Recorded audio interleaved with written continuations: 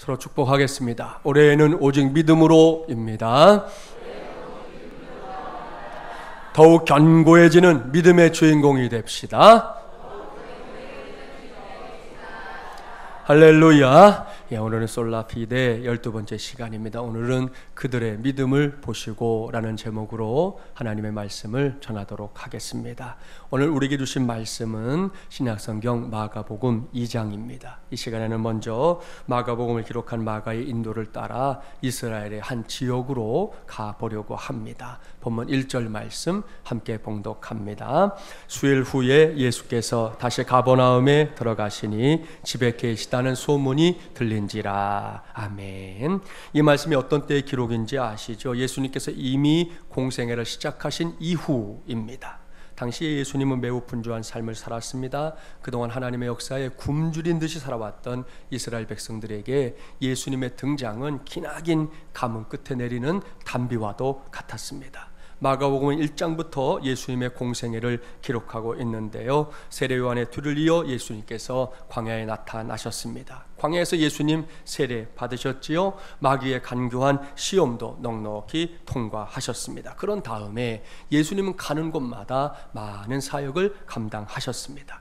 하나님의 말씀 가르쳐 주셨고요, 병자들 고쳐 주셨습니다. 유대교의 외식주의에 빠져 있었던 종교 지도자들의 어리석음을 깨우쳐 주셨습니다. 이런저런 예수님의 소문, 많은 사람들의 입에서 또 입을 통해 온 유대 땅으로 퍼져 나갔습니다. 그런 와중에 예수님께서 도착하신 곳이 가버나움이라는 도시였습니다. 본문 1절 말씀에 따르면 예수님께서 이미 가버나움에 다녀갔던 적이 있었습니다. 예수님께서 다시 가버나움에 들어가셨다, 마가가 그렇게 기록하고 있기 때문입니다. 가버나움에는 이미 예수님에 대한 소문이 자자했습니다. 남녀노소 할 것 없이 나사렛 출신의 청년 예수에게 관심이 많았습니다. 어떤 이들은 선지자로, 어떤 이들은 능력을 행하는 자로, 어떤 이들은 메시아로 예수님을 인정하고 있는 그런 상황이었던 겁니다. 그러니 예수님께서 묵고 있었던 집 앞은 사람들로 북적였습니다. 예수님에 대한 호기심이 이 가버나움의 주민들 전체를 술렁이게 했기 때문입니다. 본문 2절 말씀이 그러한 사실을 증거하지요. 2절 함께 봉독해 볼까요? 많은 사람이 모여서 문 앞까지도 들어설 자리가 없게 되었는데 예수께서 그들에게 도를 말씀하시더니, 우리는 이 말씀에서 얼마나 많은 사람들이 예수님을 찾아왔는지 짐작해 볼 수 있습니다. 예수님의 숙소 앞은 인산 이내, 한마디로 아수라장이었습니다. 너나 할 것 없이 가버나움에 사는 사람들이라면 누구나 예수님을 보고 싶어 했기 때문입니다. 사랑하는 마주물리랑 가족 여러분, 여기서 우리는 신앙생활에 있어서 매우 조심해야 할 것을 한 가지 발견하게 됩니다. 그것은 우리의 신앙이 단지 이렇게 호기심에 머무는 신앙이 되면 안 된다는 겁니다. 물론 신앙생활 처음 시작할 때는 그럴 수 있어요. 새가족이 되어 처음으로 교회의 문턱을 넘었을 때야 이런저런 호기심으로 가득 차 있는 것이 오히려 더 자연스럽습니다. 하지만 시간이 흐르면 달라져야지요. 우리처럼 이렇게 교회 안에 머물게 되고 하나님의 은혜를 받게 되면 달라져야 한다는 말씀입니다. 그런데 간혹 별로 달라지지 않는 경우들이 있어요. 예수님에 대한 막연한 동경 내지는 궁금증을 가지고 신앙의 세계를 달리는 사람들이 있다는 말씀입니다. 이런 거죠. 버리자니 아깝고 또 붙잡으려고 하니 부담스럽다는 그런 눈치입니다. 그래서 예수님의 주변을 기웃기웃 거리긴 하지만 정작 손을 내밀어서 주님의 손을 꽉 붙잡지는 않는 것이죠. 그저 그 정도의 거리, 그 정도의 믿음에 머물고 싶어하는 사람들 생각보다 적지 않습니다. 다른 교회는 제가 모르겠고요, 우리 교회는, 우리 성도들은 이러지 말아야 합니다. 특별히 우리의 신앙이 이 호기심이라는 틀 속에 갇혀버리거나 그로 인해 생긴 어떤 고정관념에 이렇게 매여버리면 안 된다는 거예요. 그렇게 되면 얼마든지 더 볼 수 있는 것을 볼 수 없게 되고요, 얼마든지 더 알 수 있는 것도 놓치게 될 때가 왕왕 있습니다. 한 수도자가 제자들을 모아놓고 수행의 정도를 알아보기 위해 이렇게 말했습니다. 새끼새 한 마리가 있었느니라. 그것을 데려다가 병에 넣어 길렀느니라. 그런데 이게 자라서 이제 병 입구로는 꺼낼 수 없게 되었다. 그냥 놔두면 새가 더 커져서 죽게 될 것이고 병도 깰 수 없느니라. 수도자는 새도 살리고 병도 깨지 않는 방법을 한번 말해보라 그랬습니다. 제자들은 나름대로 기발한 아이디어를 냈어요. 그러나 수도자의 마음에 맞는 답은 나오지 않았습니다. 답답해진 한 제자가 말했습니다. 스승님, 저희들 머리로는 도무지 모르겠습니다. 도대체 답이 있기나 한 겁니까? 있지, 있고 말고. 이때 제자들은 한 목소리로 그게 무엇입니까? 물었습니다. 그러자 수도자는 할 수 없다는 듯이 큰 소리로 이렇게 말했습니다. 가위로 자르면 되느니라. 스승의 대답에 의아해진 제자들이 아니 무슨 병을 가위로 자릅니까? 라고 물으려고 했는데 그때 수도자가 이렇게 덧붙였습니다. 그 병은 페트병이었느니라. 그랬다는 거예요. 이것은 그야말로 우스개 이야기인데요, 우습기만 한 건 아닙니다. 누구든지 고정관념에 빠져버리면 볼 수 있는 것도 알 수 있는 것도 제약을 받을 수밖에 없다는 걸 말해주고 있기 때문입니다. 여러분, 우리는 이미 유리로 만든 병만 사용하는 시대를 살지 않아요. 페트병으로 만들어진 것도 병이라고 이야기를 해요. 그런데 우리는 병 그러면 유리병만 생각하거든요. 그러니까 거기에 빠져서 답을 찾지 못했던 것이죠. 그렇습니다. 고정관념을 깨뜨리면 의외로 막힌 담이 무너질 때가 많습니다. 앞만 바라보면 길이 안 보일 때에도 뒤를 돌아보면 새로운 길이 보이기도 하는 법이기 때문입니다. 그렇습니다. 누구나 시선을 하늘로 돌리면 보지 못했던 구름 보이고요, 사물을 조금만 다른 각도에서 보면 얼마든지 새로운 생각이 떠오르게 되는 겁니다. 한번 해볼까요? 자, 63빌딩 잘 아시죠? 저렇게 생긴 빌딩인데 저 빌딩에서 여러분이 이렇게 뛰어내렸는데 죽지 않는 방법이 있어요. 뭘까요? 어떻게 하면 안 죽을까요? 가르쳐 드릴 테니까 잘 기억하세요. 1층에서 뛰어내리면 됩니다. 안 죽어요. 63빌딩 1층에서 뛰었다고 하면 되는 거죠. 여러분, 시속 30km로 달려오는 기차가 있어요. 어떻게 하면 여러분 이 기차에 들이받아도 살 수 있을까요? 뒤에서 부딪히면 되는 거예요. 앞에서 부딪히면 죽지만 뒤에서 부딪히면 안 죽는다고요. 이렇게 세상의 모든 사물과 현상은 어느 쪽에서 보느냐에 따라 달라진다는 거예요. 유명한 책 있죠. 생텍쥐베리의 어린 왕자라는 책에 그림이 하나 나옵니다. 바로 이런 그림이 나오는데 이 그림은 저와 여러분 같은 어른에겐 분명히 모자로 보입니다. 그렇죠? 그런데 이 책에 나오는 아이의 관점에서 보면 코끼리를 통째로 삼킨 커다란 보아 뱀으로 보인다는 거지요. 이런 문제를 미래학자인 존 나이스비트는 이 마인드세트라고 하는 책에서 바로 이 마인드세트의 차이에서 오는 거다 해석합니다. 마인드세트란 정보를 받아들이는 우리의 사고 방식을 가리키는 거예요. 그는 마인드세트는 빗방울, 이 정보를 받아들이는 대지다. 우리가 어떠한 마인드세트를 가지고 있느냐에 따라 서로 다른 식물들이 자라나 다른 결론으로 이어지게 된다 말했습니다. 예를 들어서 망추를 손에 쥔 어린 소년에게는 죄다다 못으로 보이는 게 그게 당연한 일이라는 거예요. 그는 이렇게 말합니다. 마인드세트는 현재의 세상에서 필요한 정보를 추려내고 우리 앞에 놓인 미래로 향한 문을 열어주는 열쇠가 되어준다. 마인드세트는 우리 속에 고정되어 있는 별과 같다. 그것은 우리의 길잡이가 되어 항로를 알려주고 목적지까지 안전하게 안내해준다. 따라서 우리는 스스로 자신의 마인드세트를 조절하고 수정함으로써 우리의 삶을 발전시켜 나가야 한다 그랬습니다. 쉽게 말하면 마인드세트를 바꾸면 미래가 바뀌고 삶의 태도도 바뀐다는 말이에요. 여기서 꼭 기억하십시오. 언제나 어디서나 내가 볼 수 있는 것만이 전부가 아니에요. 내가 알고 있는 것만이 전부가 아니에요. 또한 내가 느끼는 것만이 이 세상에 존재하는 건 아닙니다. 내가 느끼지 못하는 것들도 많이 존재하는 것이 세상이에요. 이것을 인정하고 고정관념을 변화시키면 새로운 세계를 볼 수 있고요, 무엇보다 모르던 세계에 새롭게 알게 되는 겁니다. 우리가 예수 그리스도를 바라보는 시선도 마찬가지라는 거예요. 본문 2절 말씀에 등장하는 사람들처럼 호기심이라는 관점에서만 예수님을 바라본다면 예수님에 대해 더 많은 것을 알 수 있는 기회를 놓치게 될 겁니다. 지극히 개인적인 혹은 이렇게 편향적인 관점에서 예수님을 생각하는 것에 그치고 만다는 거예요.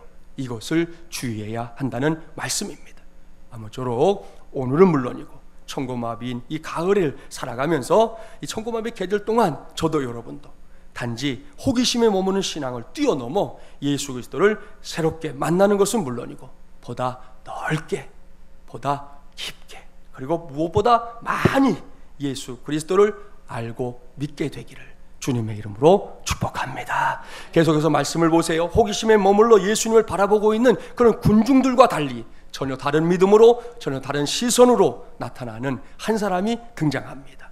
본문 3절 말씀 함께 봉독해 보겠습니다. 사람들이 한 중풍병자를 네 사람에게 메어가지고 예수께로 올세. 사랑하는 마중물제랑 가족 여러분, 바로 이 사람입니다. 이 사람이 오늘 이 시간을 통해 꼭 만나야 될 말씀의 주인공이에요. 우리는 이 사람의 이름 알지 못합니다. 출신, 배경, 삶의 이력서 아무것도 알지 못합니다. 단지 이 말씀을 통해 알 수 있는 한 가지, 그가 중풍병자였다는 사실뿐입니다. 그런데 이 사람이 오늘 이 시간 저의 관심이고요, 오늘도 성수주일하며 예배하고 있는 여러분 모두의 관심사가 되기를 바랍니다. 중풍에 대해서는 어느 정도 아시잖아요. 정확한 의학 지식은 아니지만 중풍에 걸린 사람들 주변에서 볼 때가 종종 있기 때문입니다. 대부분의 질병이 그렇듯 중풍 역시 하루아침에 인생의 많은 것을 앗아가 버립니다. 당장 거동하는 것에 제약을 받잖아요. 어제까지만 해도 내 마음대로 다니던 길인데 중풍이 걸린 오늘부터는 그것이 만만한 일이 아닙니다. 다른 사람의 부축을 받아 움직이는 것도 쉽지가 않아요. 어디 그뿐입니까? 내 몸인데도 내가 감당이 안 돼요. 몸의 일부가 내 마음대로 움직여주질 않습니다. 그러니 이것이 얼마나 힘겹고 어려운 삶입니까? 본문 3절에 등장하는 한 중풍병자의 형편도 그랬습니다. 이 말씀을 통해 추측해 보면 그의 중풍병은 우리가 이렇게 주변에서 보는 그것보다는 훨씬 더 심각해 보입니다. 사람들의 부축을 받아 거동하는 것조차 어려워 보이기 때문입니다. 결국 이 사람은 다른 사람들을 통해서만 세상을 볼 수 있었어요. 오가는 사람들이 해주는 몇 마디, 또 이 사람을 좀 불쌍히 여겨서 다가와서 저에게 해주는 사람들의 몇 마디, 그게 세상을 알 수 있는 전부였습니다. 그런데 이 사람이 들었던 수많은 이야기 중에 예수님에 관한 소문이 있었습니다. 그 소문은 그가 거동할 수 없는 몸을 침상에 의지한 채 하루 이틀 정말 죽지 못해 사는 인상으로 살아가고 있을 때 그의 귀를 번쩍 뜨게 할 만한 놀라운 소문이었습니다. 나사렛 예수, 그분이 범상치 않은 사람이라는 겁니다. 어느 마을에서는 그분이 소경의 눈을 뜨게 했대요. 또 어떤 곳에서는 심지어 죽었던 사람도 다시 살게 했다는 소문도 있었습니다. 이런저런 소문은 중풍병자의 가슴을 뛰게 만들었습니다.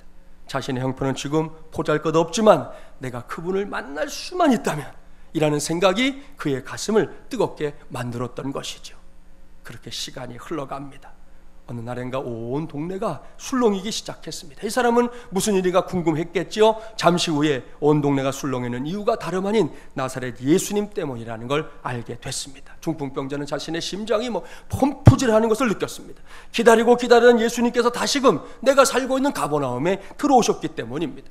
그는 부푼 가슴으로 예수님을 만나러 가려고 했습니다. 하지만 그는 곧 낙심에 빠집니다. 왠지 아시죠? 그의 몸을 괴롭히고 있는 질병 때문입니다. 내 마음 같아서는 당장 예수님을 만나면 내 인생의 모든 문제가 해결될 것만 같은데, 그런데 나의 육체가 내 마음대로 움직여주질 않는구나. 이것이 이 사람이 낙심한 이유예요. 그는 중풍병이라는 육체의 문제에 발목이 잡히고 만 것입니다. 이래가지고서는 도무지 예수님을 만날 수 없는 거지요. 만나기는커녕 예수님이 묵고 있다고 하는 그 숙소까지 가는 것조차 기대할 수가 없는 거잖아요. 그래도 그냥 포기할 수는 없었을 겁니다. 한번 생각해 보세요. 애써 발가락을 움직여 보려고 얼마나 애를 썼겠어요. 꿈쩍도 하지 않습니다. 몸도 한번 뒤척여 보려고 했을 겁니다. 마음대로 되질 않습니다. 그는 이것이 나의 한계구나 라고 생각하며 포기할 수밖에 없었는데요, 그것도 잠시.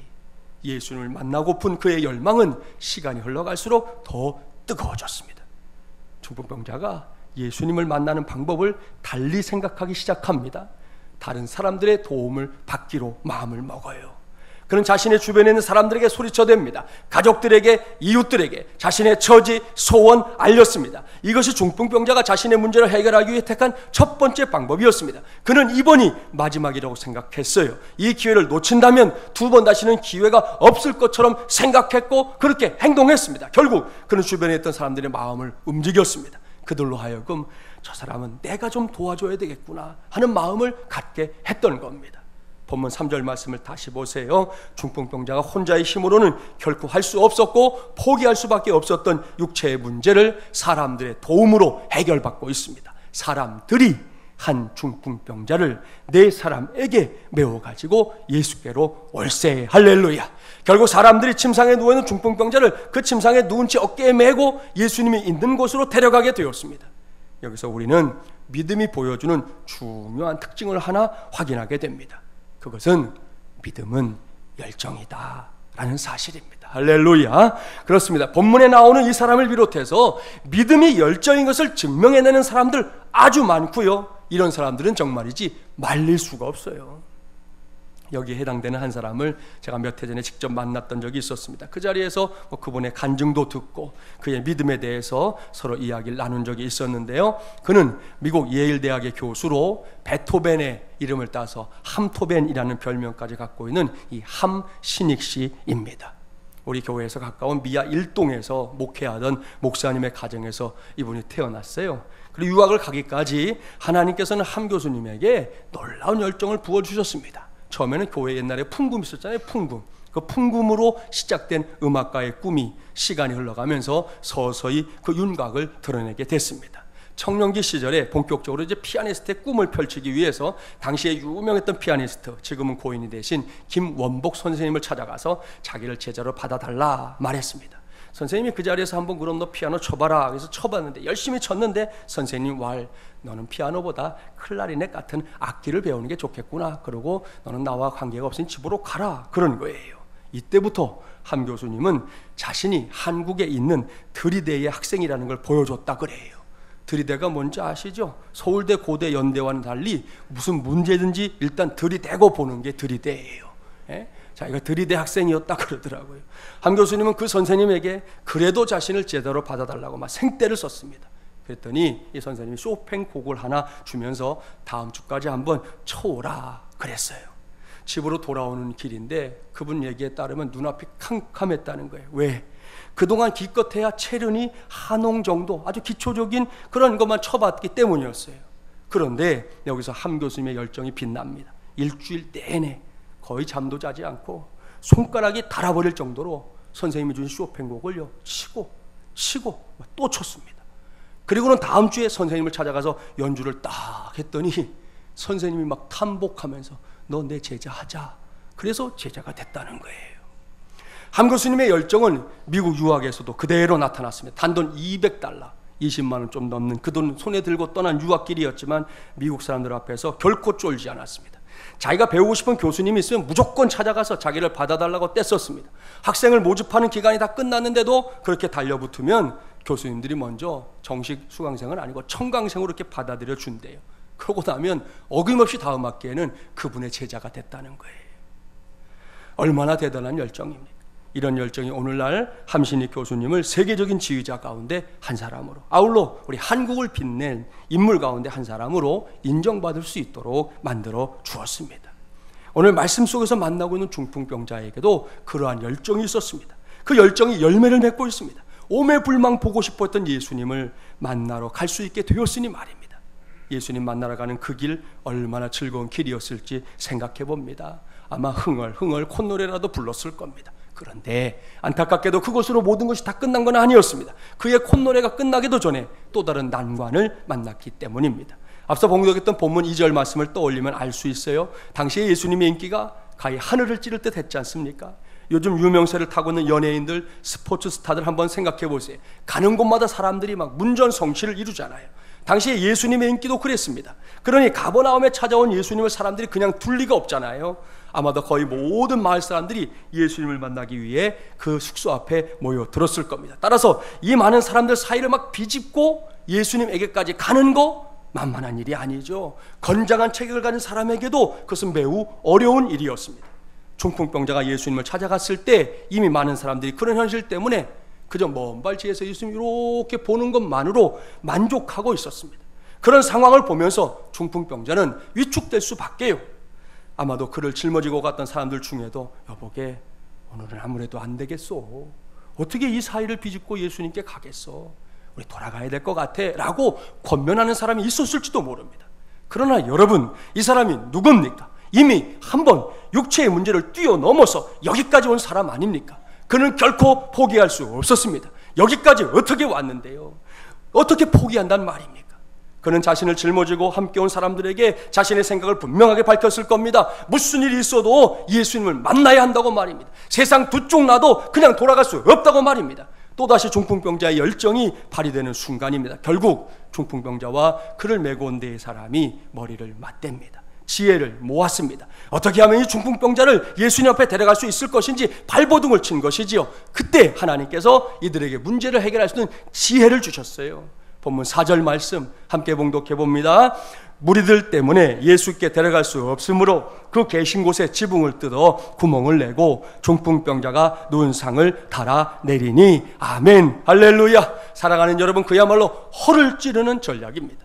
지금 모든 사람들의 관심은 예수님께서 묵고 있는 숙소의 현관에 집중되어 있습니다. 대부분의 사람들이 그곳으로 조금이라도 더 가까이 다가가기 위해서 무더위도 힘쓰면서 서로 밀치고 당기고 난리가 나 있잖아요. 이러한 상황에서 하나님께서는 예수님을 만나기 위해 몸부림치고 있는 중풍병자와 그의 동료들에게 지혜를 주셨는데요, 그것은 지붕을 이용하는 방법이었습니다. 당시 유대인들의 집은 흙벽돌로 된 이 단층 슬라브 형태 아시죠? 우리나라도 있었잖아요. 슬라브 형태입니다. 그 지붕은 흙이나 또 풀, 나뭇가지 등등을 혼합해서 만들었기 때문에 그리 단단하지도 못합니다. 그리고 대부분 옥상으로 이렇게 올라가는 작은 계단을 건물 밖에 만들어 놓았습니다. 중풍병자와 네 사람은 그곳을 통해 예수님을 만날 수 있을 거라는 결론을 내렸습니다. 그들은 사람들의 관심이 현관에 집중되어 있을 때 지붕 위로 중풍병자의 침상을 옮겼습니다. 그 지붕을 뜯어내고 그것을 통해 중풍병자를 예수님 앞에 달아내려 놓았습니다. 할렐루야. 여기서 잠시 상상력을 동원해 봅시다. 그야말로 황당한 광경이 그려져요. 예수님께서 현관에 찾아온 무리들을 향해서 열심히 말씀을 전하고 있습니다. 그런데 갑자기 우지근하고 천장이 부서지는 소리가 납니다. 집주인을 비롯해서 모든 사람들이 이게 도대체 무슨 일이지 하고 천장을 바라봤을 거 아니에요. 그때 지붕을 뜯어내면서 발생한 무수한 흙먼지가 예수님 머리 위에도 집안에 있던 사람들의 머리 위에도 계속해서 떨어졌을 겁니다. 그 다음은요, 먼지 사이를 헤치면서 짜자잔, 침상 하나가 조금씩 달려 내려옵니다. 그 위에는 오늘의 주인공인 중풍병자가 누워 있습니다. 이 정도 되면 그 다음 역시 뻔하잖아요. 사람들이 여기저기서 수군거립니다. 분위기가 삽시간에 어수선해집니다. 무엇보다 여러분, 집주인 지붕이 뜯겨졌으니 노발대발 난리가 났을 겁니다. 여러분, 성경 읽으면서 그런 생각 안 하죠? 그냥 성경이니까 하고 읽잖아요. 여러분 같으면 가만히 있겠어요? 요즘 우리나라 사람들 흔히 하는 말이 있죠. 6.25 때 난리는 난리도 아니라면서. 지금 이 주인은요, 6.25 때 난리는 난리도 아닌 난리가 난 거예요. 그런데 이 시간에는 그 난리를 주목해야 합니다. 왠지 아시죠? 그 난리 속에서 예수님을 만나고 싶어 했던 중풍병자의 소원이 이루어지고 있기 때문입니다. 본문 5절 말씀 함께 봉독합니다. 예수께서 그들의 믿음을 보시고 중풍병자에게 이르시되 작은 자야 내 죄사함을 받았느니라 하시니. 아멘. 계속해서 11절 12절도 함께 봉독합니다. 내가 내게 이르노니 일어나 내 상을 가지고 집으로 가라 하시니 그가 일어나 곧 상을 가지고 모든 사람 앞에서 나가거늘 그들이 다 놀라 하나님께 영광을 돌리며 이르되 우리가 이런 일을 도무지 보지 못하였다 하더라. 아멘. 할렐루야. 사랑하는 마중물자랑 가족 여러분, 보십시오. 여기에 놀라운 기적이 일어나고 있습니다. 그동안 중풍병에 사로잡혀 자리보전이나 하고 있었던 한 사람이 그 병으로부터 노임받는 기적입니다. 얼마나 신났겠습니까? 중풍병자 뛰고 달리는 것으로 자신의 신바람을 표현하면서 집으로 돌아갔어요. 바로 여기서 우리는 이 말씀을 자세하게 살펴봐야 합니다. 여러분, 하나님의 말씀인 성경, 여러분은 어떤 책이라고 생각합니까?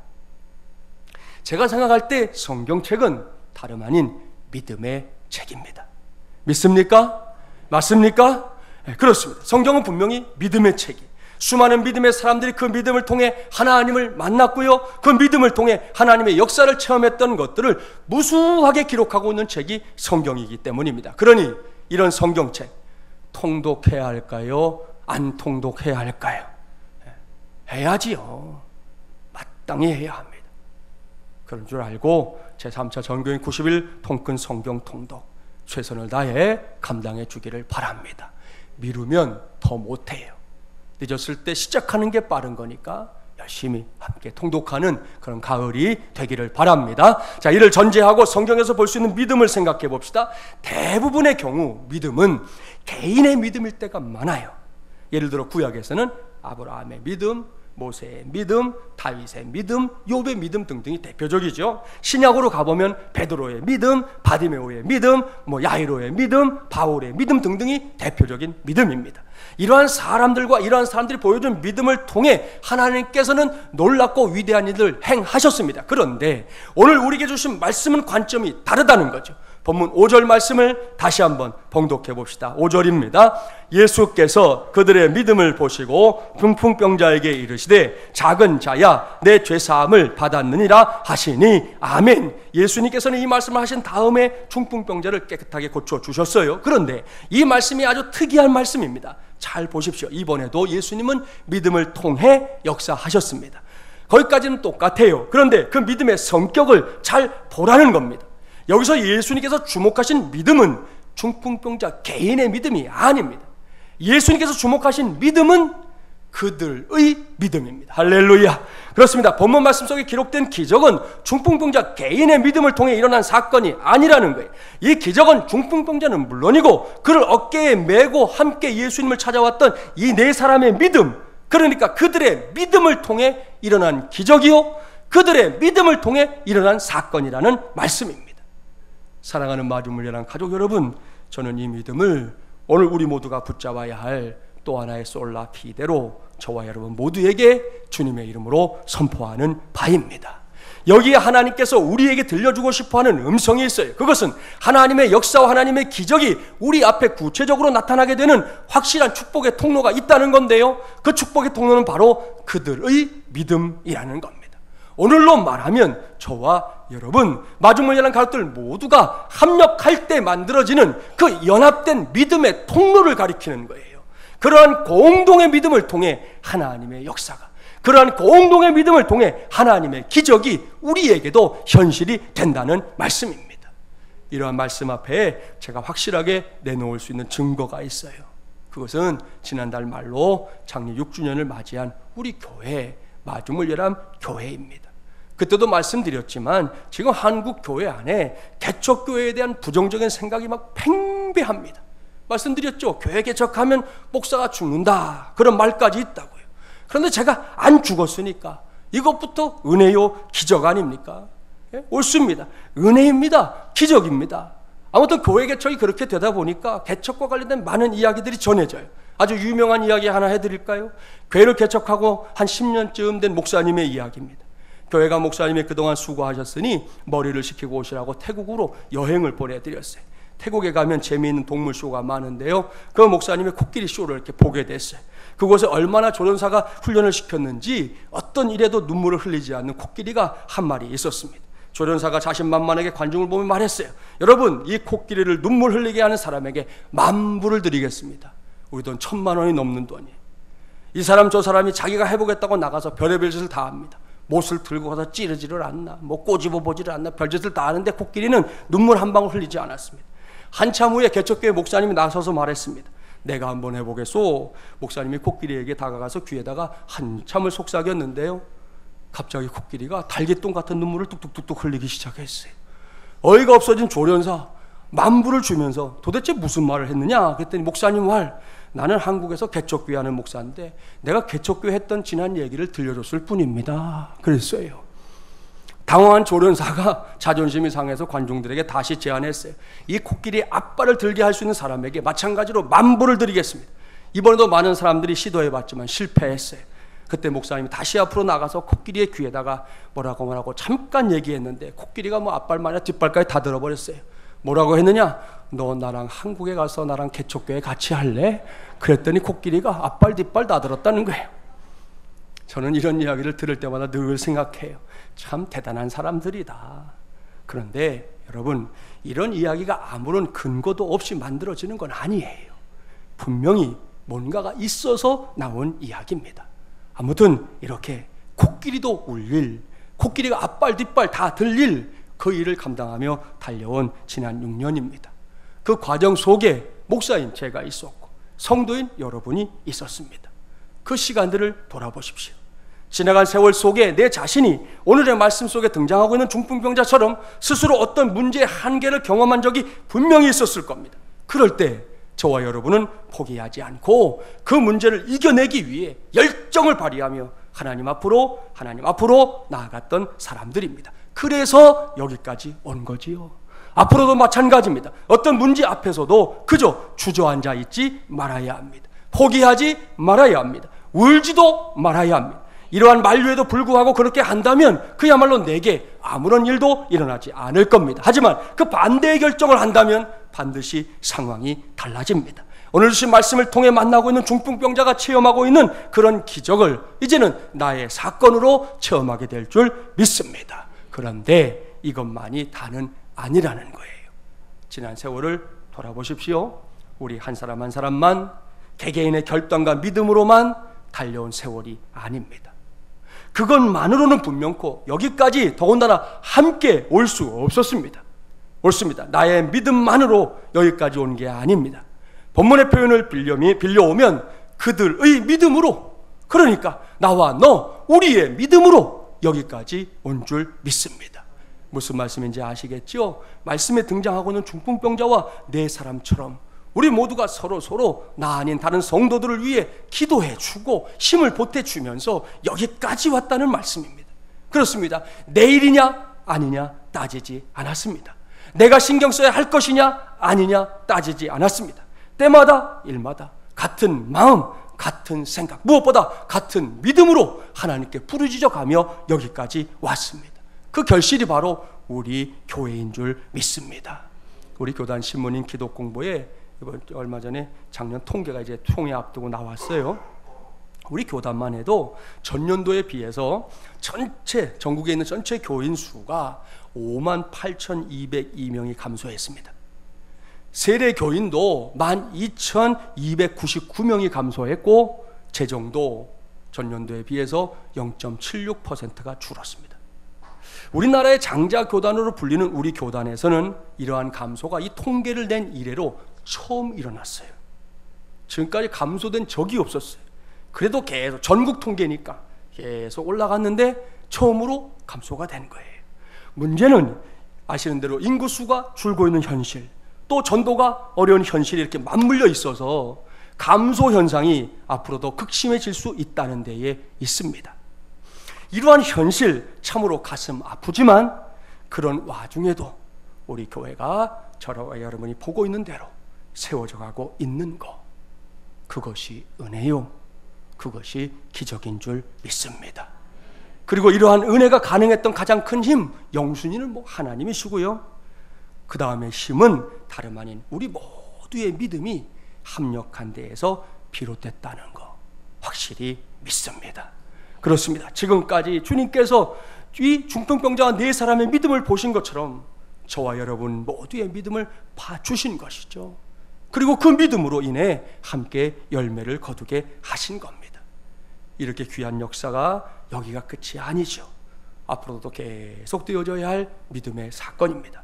적어도 주님께서 다시 이 땅에 오시는 그날까지 우리 교회가 하나님의 나라와 복음을 위해서 건강하게, 복되게, 위대하게 쓰임받는 그 일을 위해 저의 믿음도 여러분의 믿음도 하나로 모아져야 합니다. 물론 그 과정이 늘 순탄하기만 한 건 아닙니다. 지난 6년도 그랬습니다. 그럴 때, 난관을 만날 때, 문제에 처했을 때, 가로막혀 있었을 때 우리가 해야 할 일이 뭡니까? 오늘 성경이 가르쳐 주잖아요. 함께 머리를 맞대는 겁니다. 그러면 하나님께서 다른 사람들이 보지 못한 지붕을 우리에게 보게 하실 겁니다. 그러면 우리는 그 지붕에 올라가서 지붕을 뜯어내서라도 주님을 만나야 할 줄 믿습니다. 그 만남이 하나님의 기적으로, 그 만남이 하나님의 응답으로 큰 열매가 되어 우리의 눈앞에도 나타나게 될 줄 믿습니다. 이것이 오늘 우리가 함께 붙잡아야 할 솔라피데입니다.